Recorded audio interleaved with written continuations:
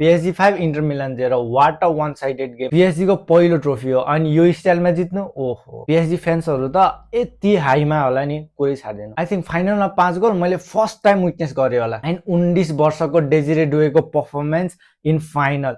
2 goal 1 assist ओहो कति खतरनाक खेलेको हो फाइनलमा 5 गोल हान्नु सानोतिनो कुरो होइन लुइस एन्रिकेलाई एप्रिसिएट गर्नै पर्ने हुन्छ किनभने चाहिँ उसले यो टिमलाई यति खतरनाक बनाइसकेको छ यति डेडली बनाइसकेको छ कि अब फिफा वर्ल्ड कप हुन लाग्यो नि त्यसमा पनि every team should be fair of PSG के यस्तो खतरनाक खेल्ने टिमहरुसँग त जो पनि डराउनु पर्छ के इन्टर मिलानको बेस्ट डिफेन्स भन्थ्यो तर आज इन्टर मिलानको डिफेन्स क्लुलेस देखाएको थियो के गरिरहेको थियो थाहा नै थिएन PSG को त्यस्तो दामी छ कि गेम इन्टर मिलान जस्तो best defence in the world भएको टिमलाई पनि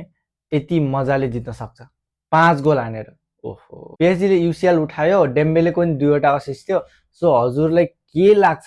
कसले जित्छ योपालि ब्यालन डोर लमिन यामाल के डेम्बेले हजुरले कमेन्ट गर्न नबिर्सनु